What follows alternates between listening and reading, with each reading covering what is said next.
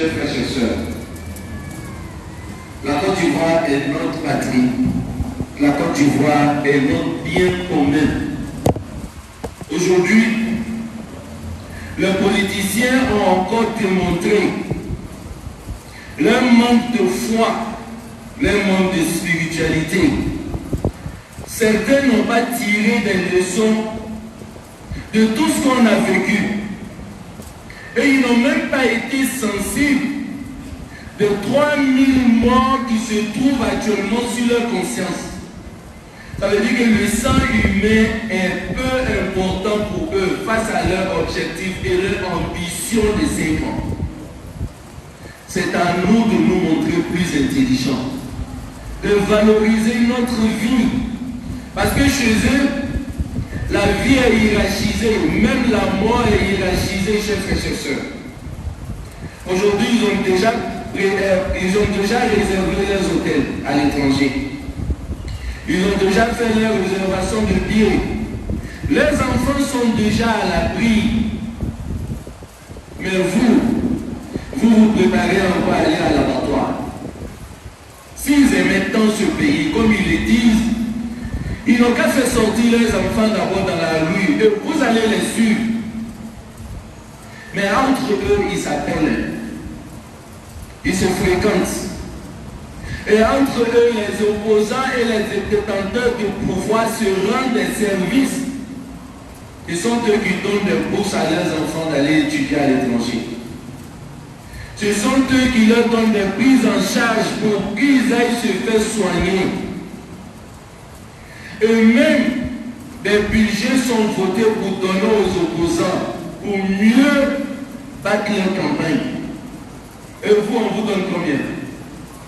Des t-shirts et les billets de 2000 francs. Vous allez rester combien de temps dans cette situation pitoyable?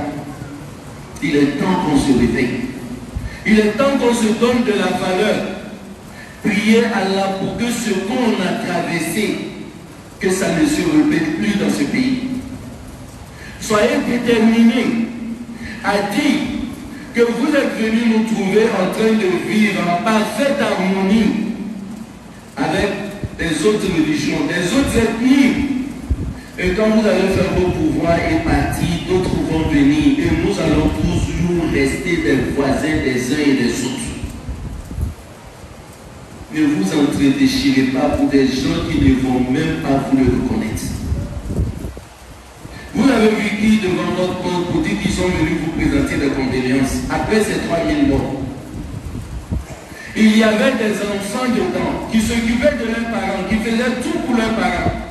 Aujourd'hui, leurs parents sont restés et peut-être même qu'ils sont morts dans la misère. Ils sont venus vous donner combien? Ils ont fait quoi pour vous?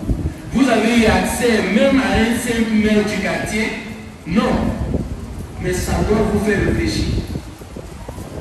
Les imams ne vont jamais vous demander d'aller voter telle personne. Mais ils vont vous dire de donner votre mot en vous mettant à jour et en allant voter. Faites votre choix. Aujourd'hui, nous disons Alhamdulillah.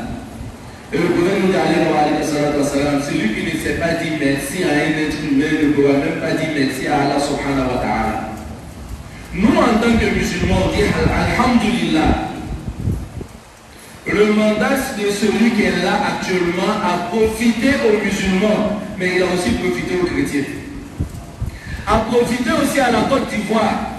Parce qu'aujourd'hui, tu vas dans les coins les plus retirés de la Côte d'Ivoire et tu peux même dormir dans la voiture parce qu'il n'y a pas de secousses.